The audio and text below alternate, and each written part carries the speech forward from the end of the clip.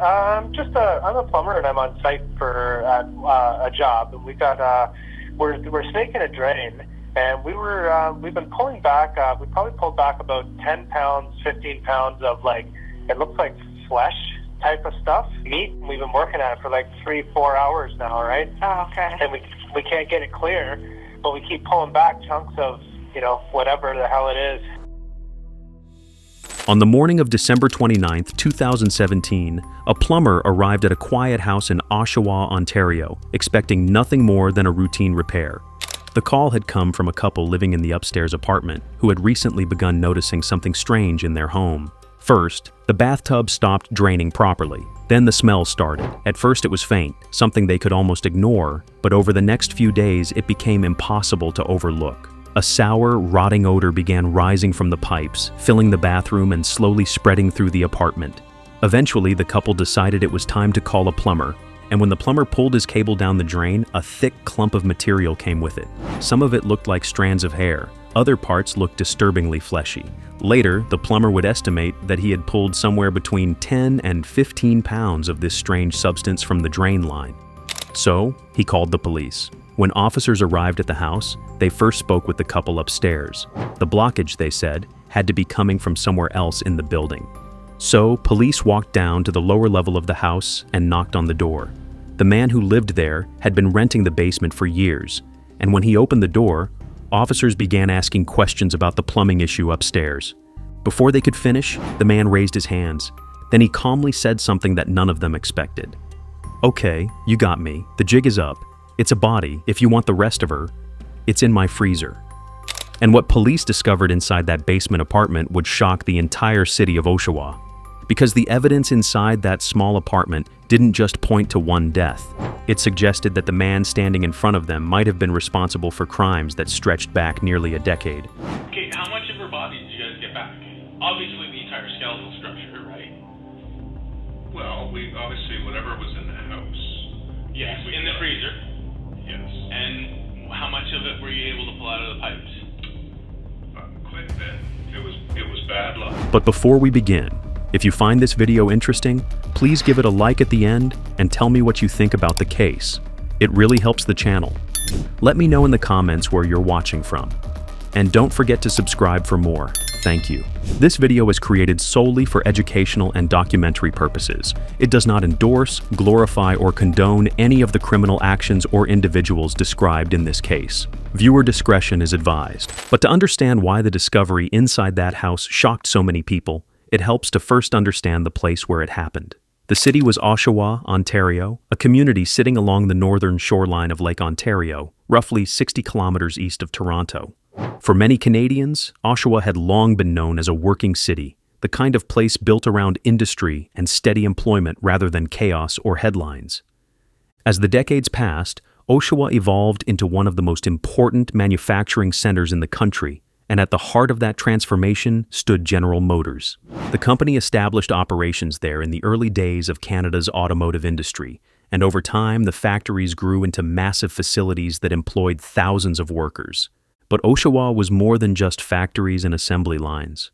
Along its southern edge lay the waterfront of Lake Ontario, a stretch of shoreline where residents could walk along the harbor, fish from the docks, or watch boats move slowly across the water.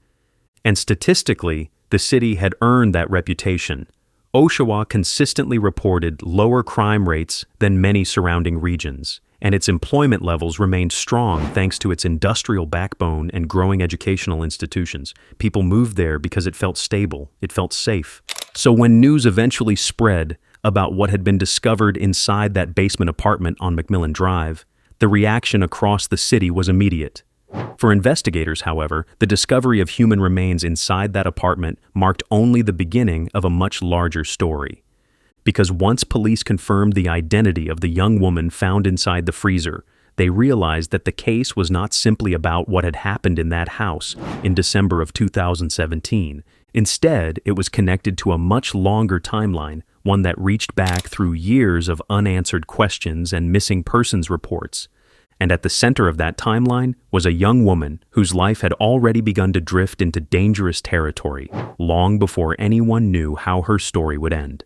Her name was Rori Hache, Rori Hache was born in June of 1999, and from the beginning, the people closest to her remembered a child who carried a surprising amount of energy and personality for someone so young. Her mother, Shannon Dion, raised her in Oshawa, and like many parents, she quickly noticed that Rory had a curious mind and a strong sense of independence.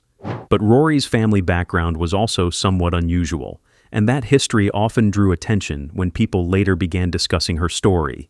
She came from a family with ties to the biker world, something that had shaped parts of her upbringing. Her grandfather, Bernie Gwyndan, had founded the Satan's Choice Motorcycle Club, one of the most well-known biker groups in Canada, and over the years, other relatives had maintained connections within that culture. One of her uncles was reportedly associated with the Hells Angels. Those connections sometimes made people assume things about the family from the outside, but those who actually knew Rory said her childhood was far more ordinary than people might imagine. Inside the home, she was simply a kid growing up in Oshawa, going to school, making friends, and trying to figure out who she wanted to become.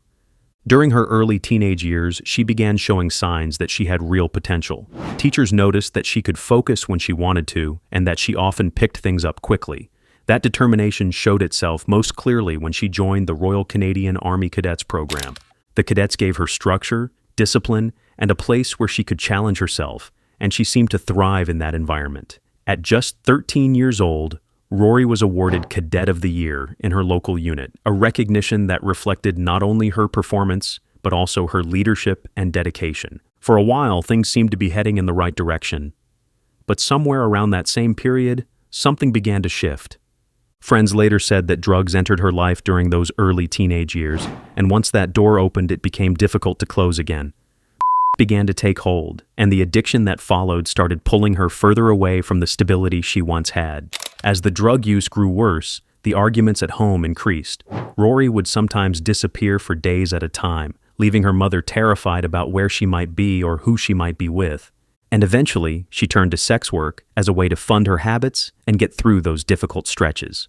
For Shannon Dion, watching this happen was devastating.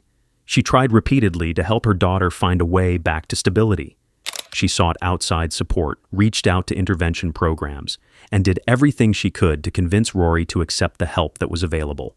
Then, slowly, those signs began to turn into real changes. Over time, Rory started making decisions that suggested she was trying to rebuild her life.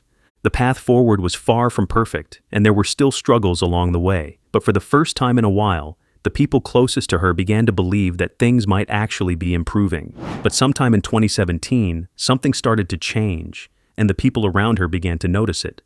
Rory had managed to get a place of her own, a small apartment that represented something she hadn't had in quite a while: stability. Around the same time, she began reconnecting with education. Rory enrolled in courses that would allow her to continue working toward a high school diploma, something she had once been on track to achieve before drugs and instability disrupted everything. Her personal life also seemed to be stabilizing. She had started seeing a man named Tony, and the relationship appeared serious enough that family members were aware of it. Then one day she approached someone she trusted deeply, her Aunt Michelle, and shared something that was clearly weighing on her mind.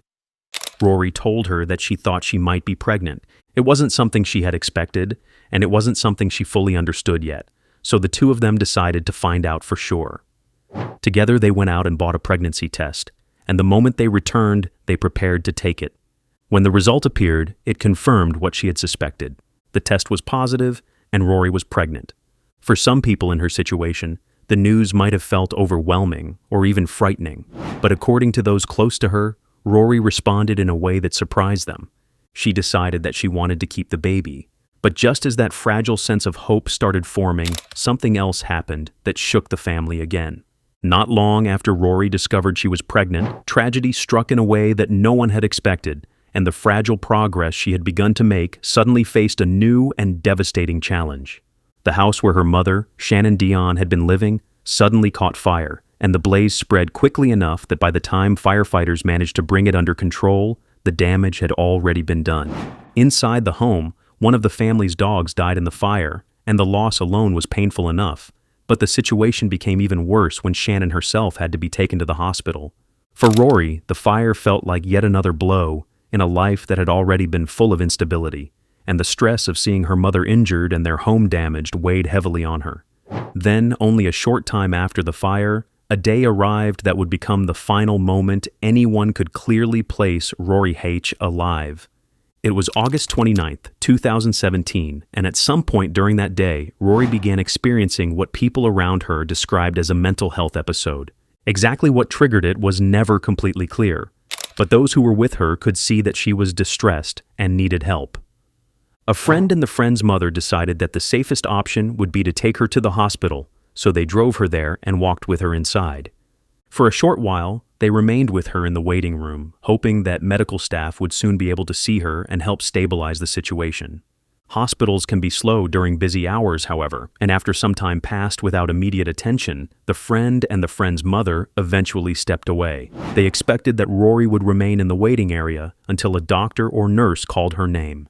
But that was not what happened. Instead, after sitting alone for a while, Rory stood up from her seat. Hospital security cameras later showed her walking through the hallway and toward the exit. The footage captured her leaving the building and stepping outside, and that brief recording would later become one of the most important pieces of information investigators had about her final movements. Because once she walked out of that hospital, no one could say for certain where she went. At first, her absence did not immediately trigger alarm bells. Rory had disappeared temporarily before, and people who knew her were used to periods when she would drift away and then reappear a few days later. But as the hours passed, and then the days, something about this disappearance began to feel different. Her guidance counselor at school noticed that she had not returned to classes and eventually contacted authorities to express concern. Around the same time, her mother Shannon also realized that something was wrong and filed a missing person report. Once police became involved, searches began across Oshawa, with officers trying to trace her last known movements and locate anyone who might have seen her after she left the hospital. But despite those efforts, there were no clear leads. Days continued to pass without any sign of Rory. Then, roughly 2 weeks after she vanished, a discovery was made in the waters of Lake Ontario that would change the entire investigation and reveal that something far more disturbing had happened to the young woman who had walked out of that hospital. On the morning of September 11th, 2017, the water at Oshawa Harbour looked calm and ordinary, the kind of quiet scene that people in the city were used to seeing along the Lake Ontario shoreline. The harbor had always been a peaceful place where residents came to walk along the docks, launch small boats, or spend time fishing along the edge of the water. That morning was no different, and among the people enjoying the quiet were an 11-year-old boy and his grandfather who had come down to the harbor to fish together. They stood along the edge of the water casting their lines when something unusual began to drift across the surface of the harbor. At first, it appeared to be just another object floating in the water, and neither of them thought much about it. Debris sometimes washed into the harbor from the lake, and it wasn't uncommon to see pieces of wood or garbage drifting near the shoreline. But the object continued moving slowly toward them, carried by the gentle movement of the water, and as it came closer, they began to notice that its shape looked strange. The boy later explained that at first they thought it might have been a dead animal. However, as the object came nearer and the details became clearer, the realization started to settle in. It was human. Floating in the water was the torso of a young woman. There were no arms attached to the body, and there were no legs either. The head was missing as well, leaving only the central portion of the body drifting in the harbor water. The discovery was so shocking that it took a moment for the boy and his grandfather to fully process what they were seeing. Once they did, they immediately contacted authorities. Police arrived at the harbor shortly afterward, and the quiet waterfront quickly transformed into an active crime scene. Officers secured the area while investigators carefully recovered the remains from the water. Even during the earliest examination, it was clear that the body had not entered the lake naturally. They were dealing with a homicide. As the investigation began, police searched the surrounding area of the harbor and the nearby sections of Lake Ontario, hoping they might locate additional remains that could help identify the victim and provide clues about what had happened. Boats moved slowly across the water while officers combed the shoreline and nearby areas, but despite their efforts, nothing else was found. For investigators, that created an immediate challenge. Without the victim's head, arms, or legs, identifying the person would be much more difficult. They had a torso, but very little else to work with. The remains were transported for forensic examination, and specialists began the process of extracting whatever information they could from the evidence available. And dismembered, somebody killed a woman and dumped her remains. We are live over the Oshawa Harbour. Good evening. The busy spot along the waterfront is now a disturbing crime scene. The discovery made by a fisherman and his grandson. They saw a torso in the water. Lots of questions tonight, very few answers. Who was this woman? Where did she come from? Who wanted her dead? For weeks, the identity of the young woman remained unknown. Police examined missing persons reports and searched for any clues that might connect the remains to someone who had recently disappeared, but there was no immediate answer. Difficult for our investigators to try to come up with an identification with very little. So I know that we'll obviously have to rely on scientific methods, whether it's DNA, other things that the pathologist might be able to. Then forensic testing finally produced a breakthrough. DNA analysis allowed investigators to match the remains to a missing person report that had been filed not long before the discovery. The victim was an 18-year-old woman from Oshawa who had vanished after leaving a hospital just weeks earlier. Her name was Rori Hache. For Rory's family, the confirmation brought a devastating answer to the question they had been asking since the day she disappeared.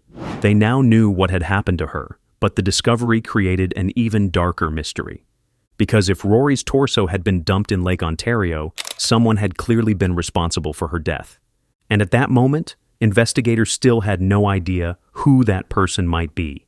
At the time, investigators were still trying to piece together what had happened to Rori Hache. There was a man living quietly in Oshawa whose name had not yet appeared anywhere in the investigation. His name was Adam Jeffrey Strong, and for most people in the neighborhood where he lived, he was simply the quiet tenant who rented the basement apartment in a house on a residential street.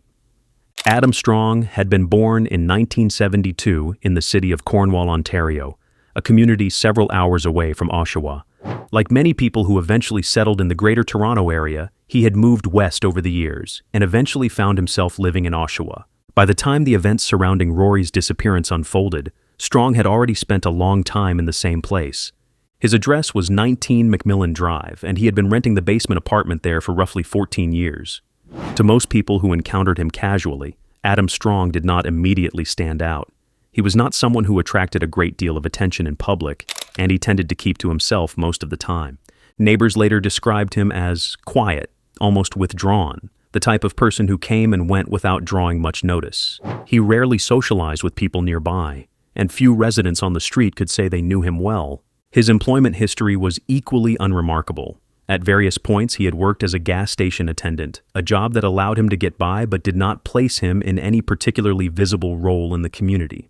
On occasion, he also picked up work providing security on film sets, a type of temporary job that sometimes brought him small bursts of income but did not involve long-term commitments. From the outside, his life appeared simple and somewhat solitary. Strong also had a few hobbies that suggested he enjoyed spending time alone. He owned a small boat and liked being out on the water when he had the opportunity, and he had shown an interest in scuba diving, something that allowed him to explore beneath the surface of lakes and rivers.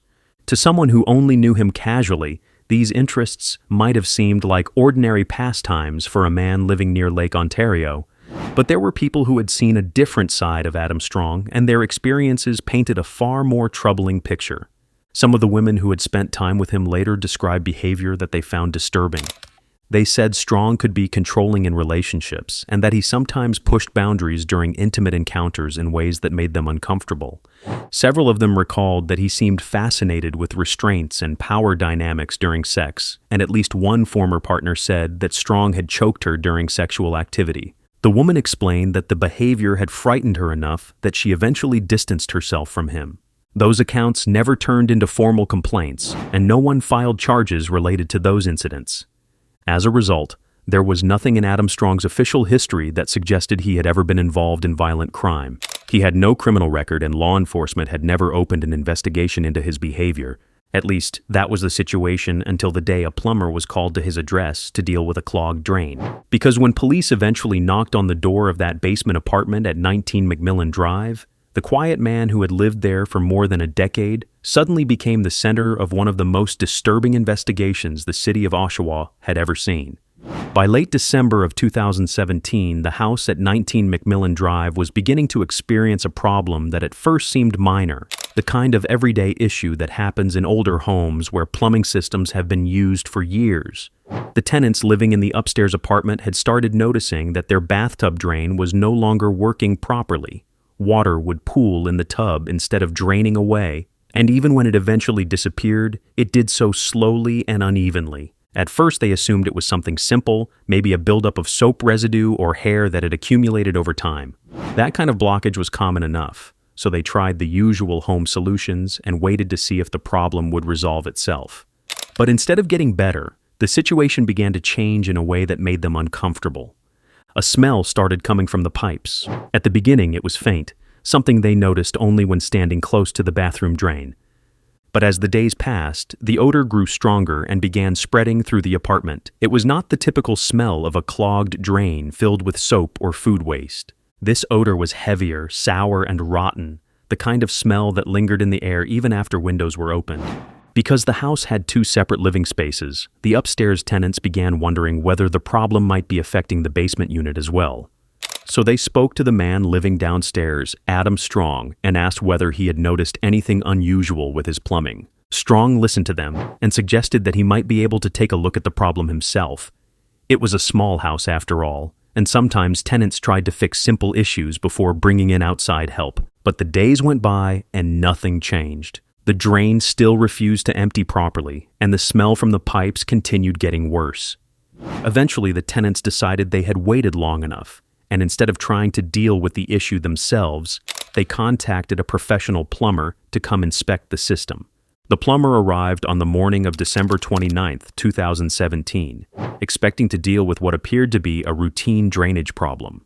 When he entered the house, however, the smell immediately caught his attention. Even before he started working, he could tell that something inside the pipes was decomposing, and the odor was stronger than anything he would normally expect from a simple clog. Still, the job itself seemed straightforward. He removed the drain cover and began feeding a long metal cable, known as a drain snake, down into the plumbing line. The tool was designed to travel through the pipe until it reached the blockage, where it could break apart whatever material was causing the obstruction. As he worked, Adam Strong remained nearby. The plumber later recalled that Strong appeared unusually tense while the work was being done. He paced around the room, occasionally stepping closer to watch the progress, and then moving away again. From time to time, he asked questions about how long the job might take or how severe the blockage might be, and although those questions were not unusual on their own, the plumber sensed a nervous energy in the way Strong behaved. Meanwhile, the snake continued moving deeper into the pipe. For a while, nothing happened, and the plumber kept feeding the cable forward while turning the handle, trying to catch the material that was blocking the drain. Eventually, the tool snagged onto something. When he began pulling the snake back out, material came with it. At first, it appeared to be hair, tangled around the end of the cable. But as more of the snake emerged from the pipe, the material changed. Small fragments of bone began appearing in the clump that had collected on the cable.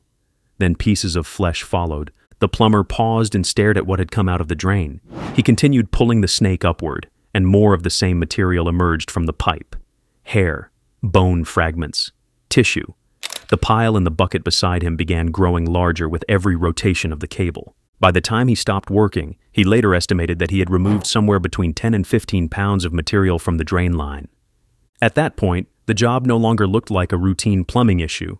The plumber stepped away from the bathroom and contacted his boss, explaining what he had found and describing the strange material that had been coming out of the pipes.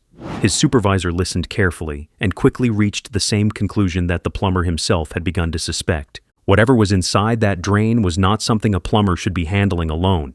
So the plumber set down his tools, picked up his phone once again, and contacted the police. Communications. Hi there, how are you? Good, you? Good, thanks. I'm a plumber and I'm on site for a job, and we're snaking a drain, and we've been pulling back. We probably pulled back about 10 pounds, 15 pounds of it looks like flesh type of stuff, meat. We've been working at it for 3-4 hours now, right? Oh, okay. And we can't get it clear, but we keep pulling back chunks of whatever the hell it is. When police arrived at the house on McMillan Drive that afternoon, the situation was still unclear, but the officers knew enough to take the call seriously. The plumber had already explained what he had pulled from the drain line, and although no one wanted to jump to conclusions, The material he described suggested that something far more disturbing than a simple plumbing issue might be involved. The officers began by speaking with the tenants who lived in the upstairs apartment, the couple who had originally reported the clogged drain. When officers asked whether they had flushed anything unusual down the drain, the tenants were quick to say no. Nothing about their daily routines could explain the amount of organic material the plumber had recovered. Then the officers asked another question. Was there anyone else in the house who might have access to the plumbing system? The answer, of course, was yes. There was another tenant living downstairs in the basement apartment, a man who had been renting that space for years. His name was Adam Strong. So the officers walked down toward the basement unit and knocked on the door. When the door opened, they were standing face to face with the quiet tenant who had lived there for more than a decade. But what happened next immediately changed the tone of the entire encounter. Before the officers could even begin asking detailed questions, Adam Strong raised his hands. Then he spoke. "Okay, you got me," he said calmly. "The jig is up. It's a body." The officers paused for a moment, processing what they had just heard. It was not the kind of statement anyone expected during a routine visit to investigate a clogged drain, but Strong was not finished speaking. He continued, almost matter-of-factly, "If you want the rest of her, it's in my freezer." With those words, the situation inside the house shifted instantly from confusion to confirmation.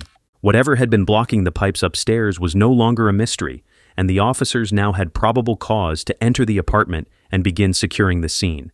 They stepped inside. The first thing that hit them was the smell. It was heavy and suffocating, the kind of odor that suggested decomposition had been present for some time. The apartment itself was cluttered, with garbage and belongings scattered around the rooms in a way that made the space feel cramped and chaotic. The conditions alone were unpleasant, but the officers knew they were not there to inspect housekeeping. They were there to locate the freezer. As they moved deeper into the apartment, they quickly realized that the confession Strong had just given them was not an exaggeration. What they would soon discover inside that small basement unit would confirm that the remains clogging the pipes upstairs were only a portion of a much larger and far more disturbing crime. Trash had accumulated throughout the living space, forming piles that had clearly been left untouched for some time. Empty containers, food packaging, and random household items were scattered across the floors and surfaces, while old dishes and rotting food had been left out long enough to attract insects. Grease stains covered parts of the kitchen area, and the overall condition of the apartment suggested that cleaning and maintenance had not been a priority for a long time. Because so much of the floor was covered in debris, narrow walking paths had formed through the clutter, small corridors where someone living there had gradually pushed items aside just enough to move from one room to another. Officers followed those paths carefully as they began surveying the apartment, taking note of anything that might help them understand what had been happening inside the basement unit. Then they reached the bathroom. Almost immediately they noticed something unusual.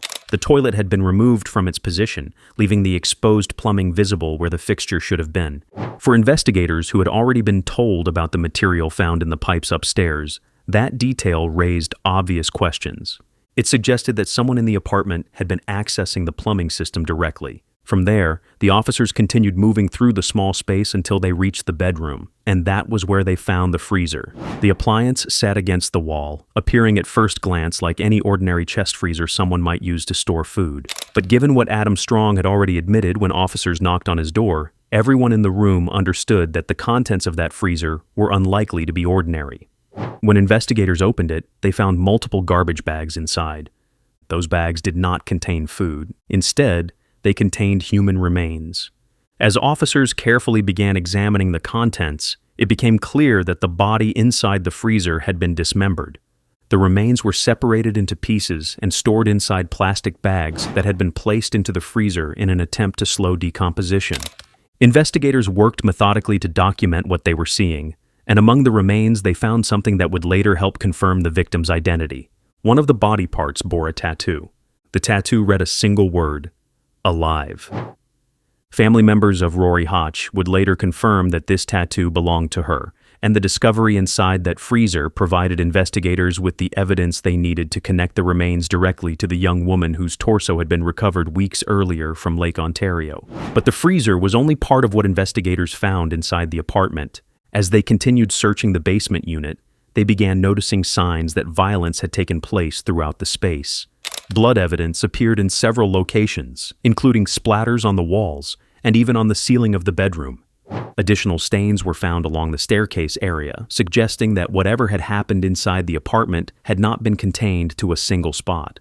Officers also located a bag containing a pair of sneakers that were later identified as belonging to Rory.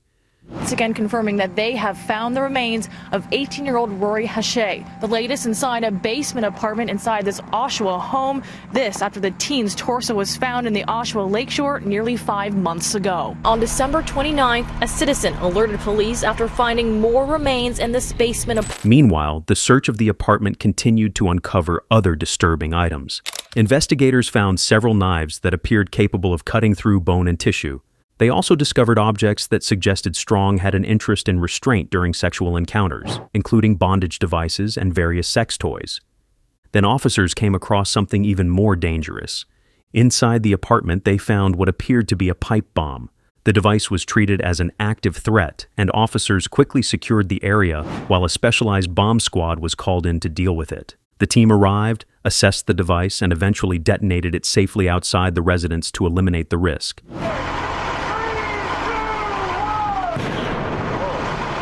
At the same time, investigators were expanding their search beyond the apartment itself. Not far from the house, police located an 18-foot boat that belonged to Adam Strong.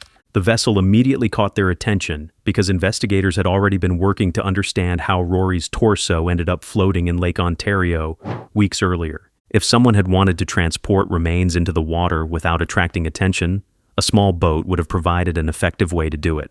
So the boat was seized as evidence. This did, however, allow investigators to bring him in for interrogation, but sadly, he wouldn't give much away. Although he was interviewed for around an hour, it was with very limited success. He remained coy with any details, and even refused to engage with the officers beyond more than just basic questions. However, thankfully, this wouldn't be the only time he was interviewed. By that point, police had gathered enough information to place Adam Strong under arrest. He was taken into custody as investigators continued documenting the scene and collecting evidence that would later be used in court.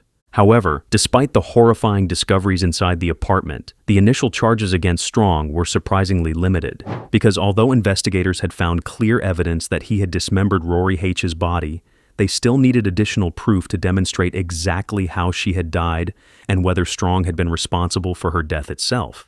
Until those questions could be answered, the legal case against him remained incomplete, even though the scene inside that basement apartment had already revealed one of the most disturbing crime scenes the city of Oshawa had ever encountered. So when Adam Strong was formally charged, the initial accusation against him reflected the limits of what investigators could immediately prove. The charge was indignity to a dead body, a criminal offense that applied when someone treated human remains in a disrespectful or unlawful manner. However, the indignity charge did not mean that police believed the case ended there. In fact, most of the detectives working on the investigation were already convinced that the events inside the apartment had involved far more than the improper handling of a body.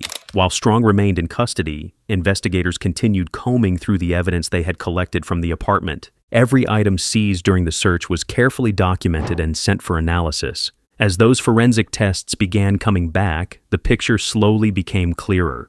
Yet the most significant development came from something investigators had already collected during the original search of the apartment. Among the many objects recovered from Strong's kitchen was a knife.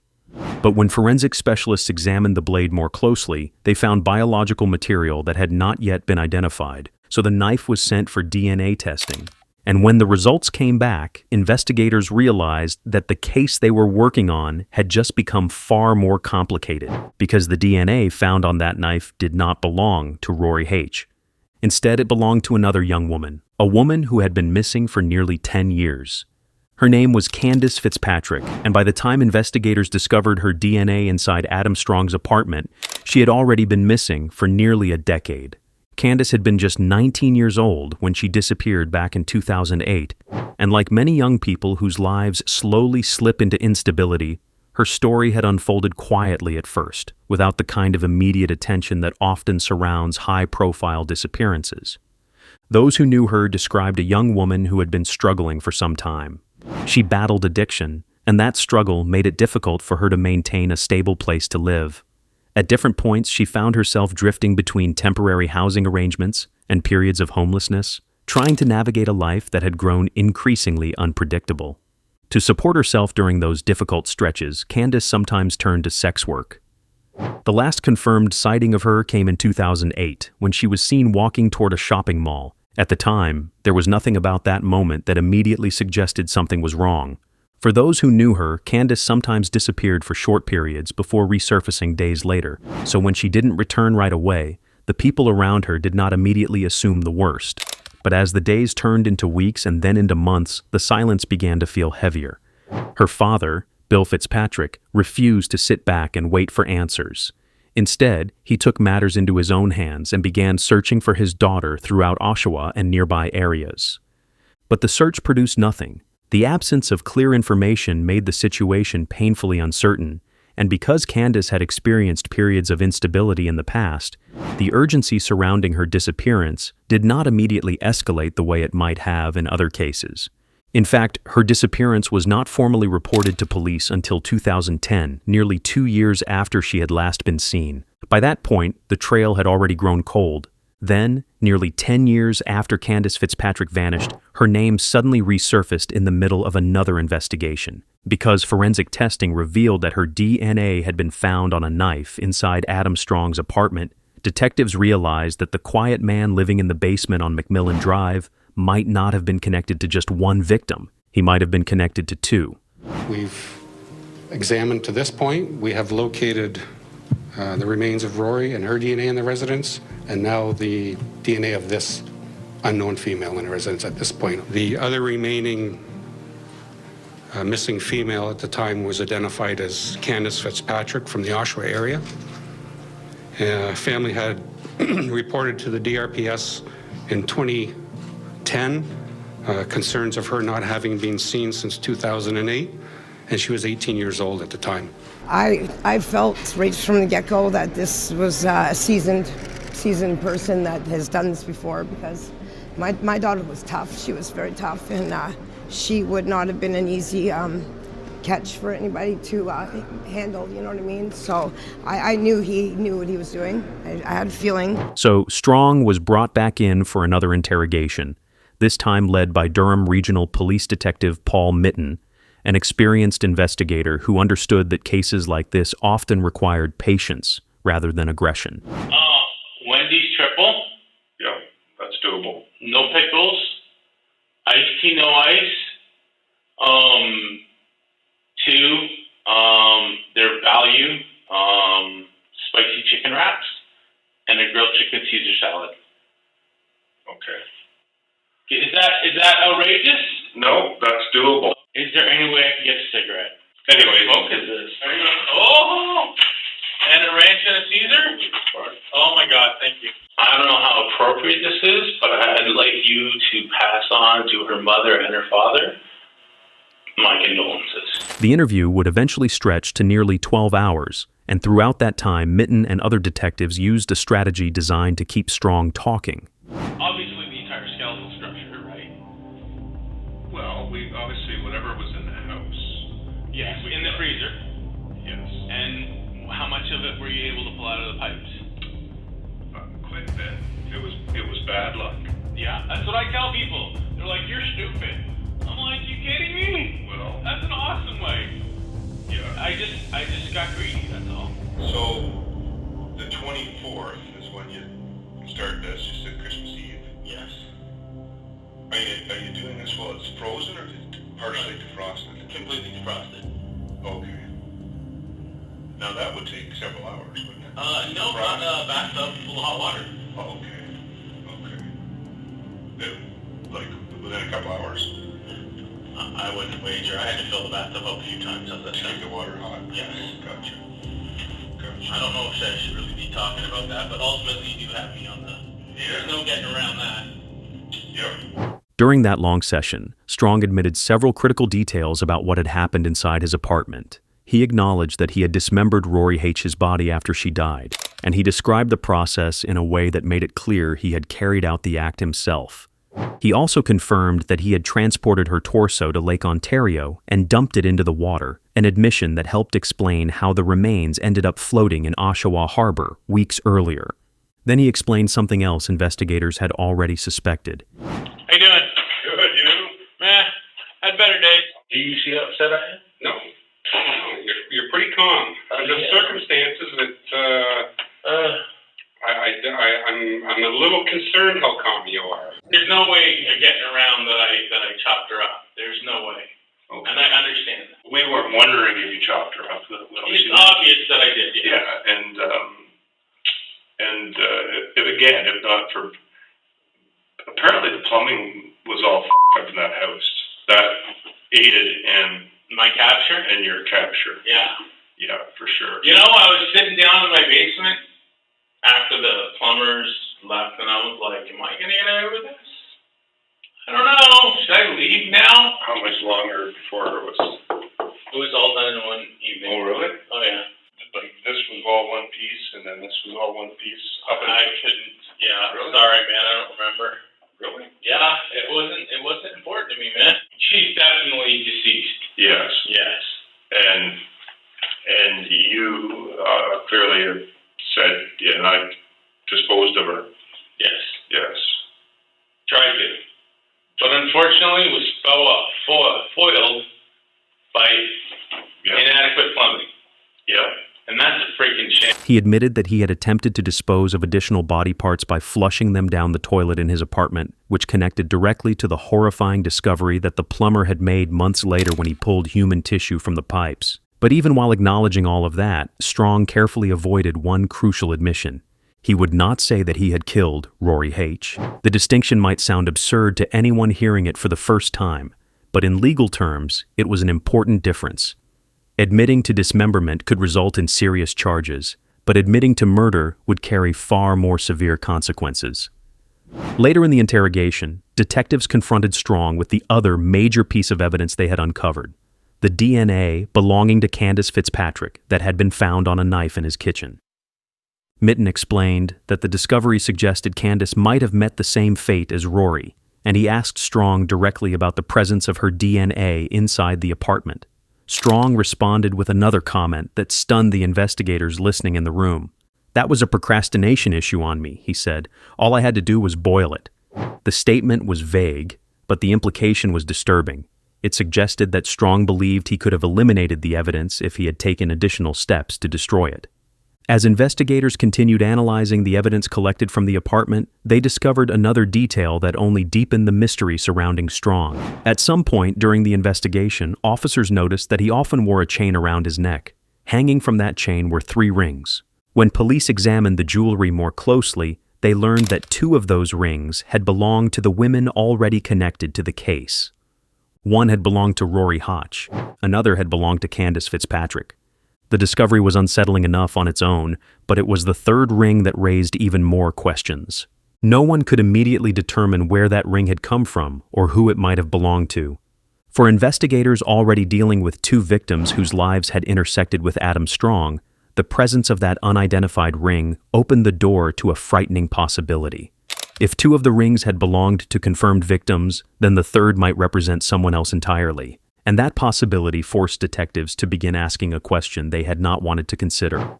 Was it possible that Adam Strong had more victims than anyone realized? I'm Pam Seidel outside the Oshawa courthouse. Gruesome details emerged here this morning on this, the first day of the first-degree murder trial of Adam Strong. The Oshawa man is charged with killing 2 teenagers nearly a decade apart. The family and friends of one of the victims, Rori Hache, could only sit and listen in horror as the Crown described how the body parts of the young woman were found in garbage bags inside the home of the accused. The trial finally began in September of 2020 at the Ontario Superior Court of Justice in Oshawa, and unlike many high-profile criminal trials, this one would not be decided by a jury. Instead, the case would be heard and decided by a judge alone. The responsibility for evaluating every piece of evidence and determining the outcome rested with Justice Joseph DeLuca. From the beginning, the prosecution presented a clear and disturbing theory about what had happened inside the basement apartment at 19 McMillan Drive. According to Crown prosecutors, Adam Strong had deliberately targeted vulnerable young women, individuals whose unstable circumstances made them easier to isolate and control. Both Rori Hache and Candace Fitzpatrick had struggled with addiction and periods of homelessness, and prosecutors argued that Strong had taken advantage of those vulnerabilities to bring them into his apartment. In Rory's case, the prosecution believed that the encounter may have initially appeared consensual, possibly involving sex work, but that the situation had turned violent once she was inside the apartment.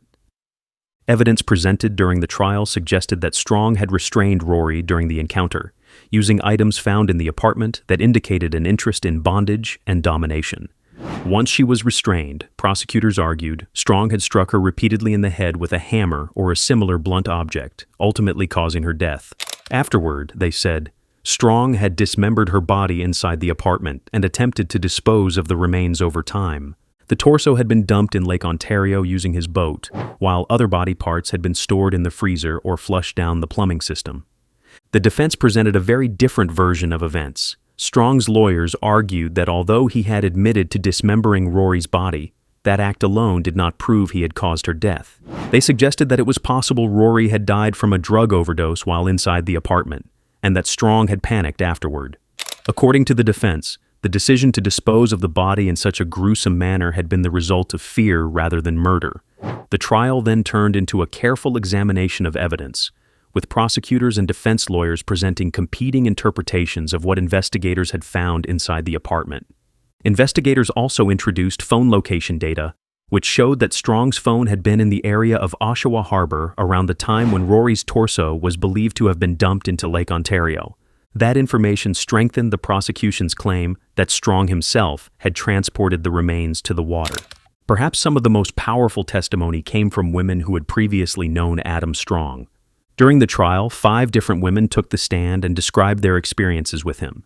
Their accounts painted a troubling picture of a man who often exhibited controlling behavior during intimate encounters. Several of them described situations where Strong had used restraints or engaged in aggressive acts during sex, behavior that prosecutors argued demonstrated a pattern consistent with the events that led to Rory's death. As the trial progressed, Justice DeLuca listened to weeks of testimony and carefully reviewed the evidence presented by both sides. On March 16, 2021, the court finally delivered its decision. Justice Joseph DeLuca found Adam Strong guilty of first-degree murder in the death of Rori Hache. He also found Strong guilty of manslaughter in the death of Candace Fitzpatrick. Adam Strong was sentenced to life imprisonment with no possibility of parole for 25 years for the first-degree murder of Rori Hache. In addition to that sentence, he received 18 years for the manslaughter conviction in the death of Candace Fitzpatrick, although the sentences would be served concurrently. During the hearing, members of both families addressed the court, and their statements revealed the depth of the loss they had endured. Candace Fitzpatrick's sister spoke about the life that had been taken away from her sibling and the experiences that would never happen. "You took away so many experiences from her," she said.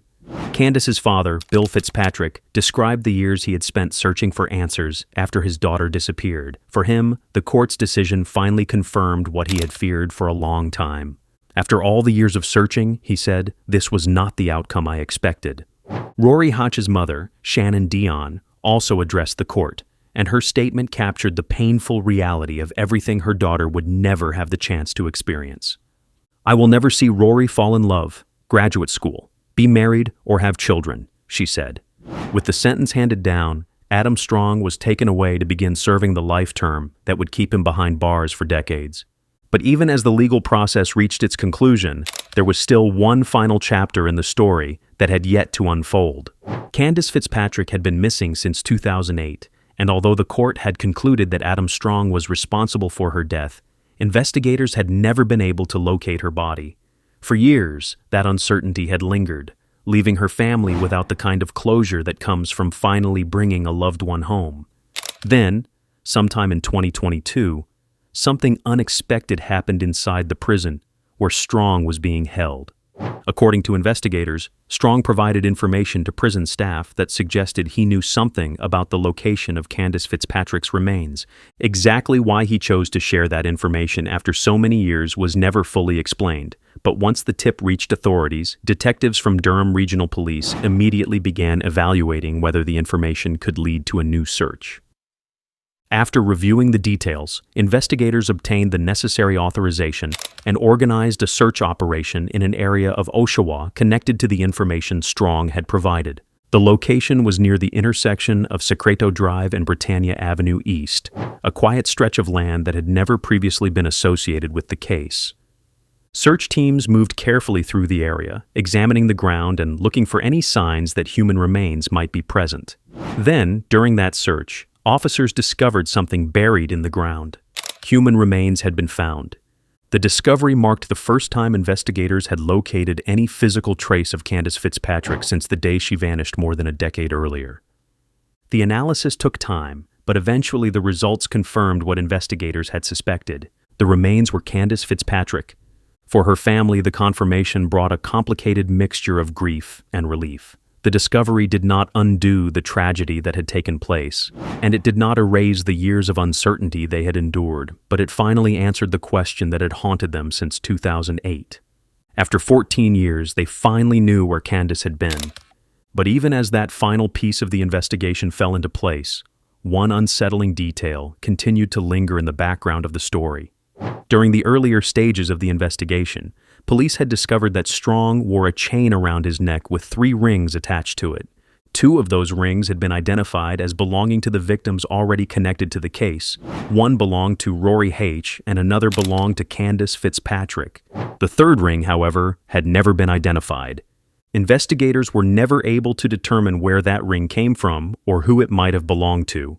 It could have been an ordinary piece of jewelry with no connection to any crime, but given the circumstances of the case, detectives could not ignore the possibility that it represented something more troubling. Because if 2 of the rings belonged to confirmed victims, the presence of a 3rd raised a question that investigators could never fully answer.